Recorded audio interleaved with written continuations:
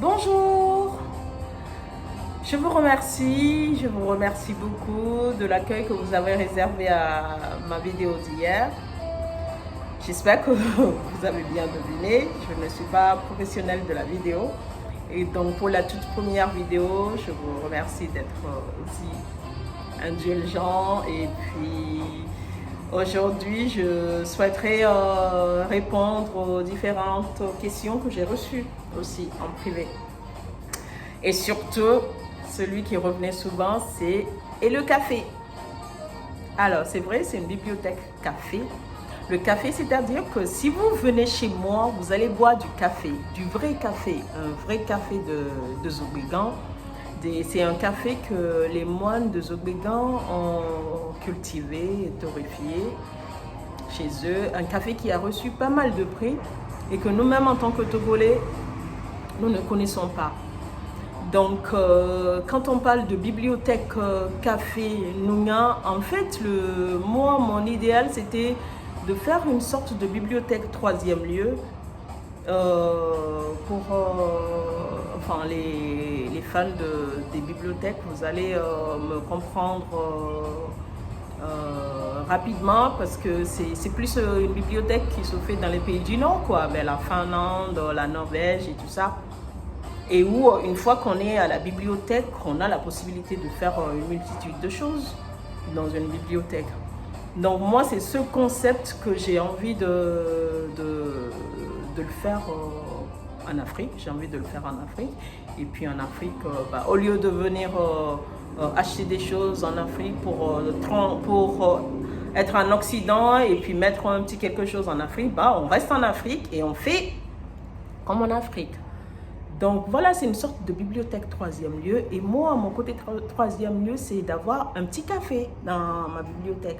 Donc un café, vous venez, vous buvez du café, vous buvez du thé ou de l'infusion, vous buvez du chocolat chaud, on a du thé de Gambie, on a de la citronnelle de chez nous, on a de l'artémisia, pourquoi pas, on est en plein pandémie de coronavirus. Voilà, ce sont des choses qui nous apaisent, qui nous donnent de la bonne santé. Alors pourquoi ne pas faire une bibliothèque où on peut bien se sentir. Vous avez vu les photos que j'ai postées, moi dans ma bibliothèque j'ai du raffia, quoi.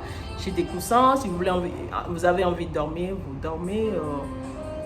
Personne ne va vous empêcher de faire quoi que vous voulez, quoi, du moment que vous le faites en connaissance de cause et que vous avez des livres, vous avez des recherches à faire, je vous guide ou non. C'est un espace coworking aussi, vous avez envie de travailler, vous êtes blogueur, vous êtes journaliste, vous avez envie d'écrire. Tiens, il y a quelqu'un qui m'a appelé la dernière fois pour venir tourner un clip dans ma bibliothèque. Alors, un clip dans la bibliothèque. On n'est pas encore arrivé là, mais j'aimerais bien que ça soit une bibliothèque où voilà, ça ne soit pas que quelque chose qui est réservé à l'élite. Désacraliser la bibliothèque. La bibliothèque, je sais pas, c'est pas un lieu sain, quoi. Mais c'est un lieu où, voilà, un lieu où on vient découvrir la connaissance, le savoir, où on apprend quelque chose. Et il faut qu'on se sente bien pour apprendre ces choses-là. Donc moi, j'aimerais bien que quand vous venez chez moi, que vous découvriez les choses. Que vous goûtez à mes confitures. Je vais en profiter pour vous parler de ma confiture. Regardez-moi cette confiture. Elle est belle, hein, avec sa couleur ambrée. C'est une confiture d'ananas et mangue. De chez nous, c'est tombé de nos arbres. L'ananas a été planté. J'ai tout acheté au marché ici. Le sucre qui donne ce côté ambré, c'est le sucre du Ghana. Parce que moi, je suis multiculturelle, j'ai plein de racines, je suis assez métissée. Je ne vais pas vous étaler tout ce que j'ai comme background ici.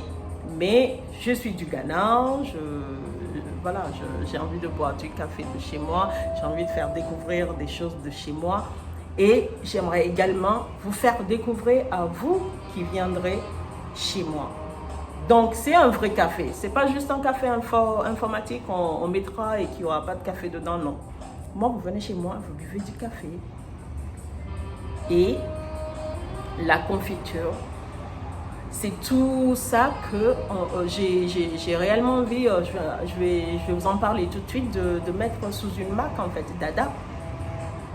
Ceux qui ont lu mon livre, on sait que j'ai un attachement particulier avec ma grand-mère qui s'appelait Dada. Et vous qui me regardez là, qui n'a pas de Dada dans sa vie? Quel Togolais n'a pas de Dada dans sa vie? Il y en a qui appellent leur maman Dada, il y en a qui appellent leur sœur Dada. Et toutes ces personnes ont une particularité. Surtout dans nos cuisines traditionnelles, on a fait quelque chose. Une Dada a fait quelque chose qu'on a goûté. Et qu'une fois grand ou même petit, on recherche cette authenticité dans nos assiettes, dans ce que nous achetons au marché, dans ce que nous achetons dans les supermarchés. Alors, qu'est-ce qui nous en empêche? Donc, au fur et à mesure, comme vous avez envie de savoir et que vous m'aviez posé la question sur le café, en plus de mes chroniques, en plus de vous faire découvrir les auteurs togolais, vous découvrirez au fur et à mesure ma relation avec le patrimoine à travers la nourriture, la petite épicerie fine qui va vous faire découvrir pas mal de choses de chez nous.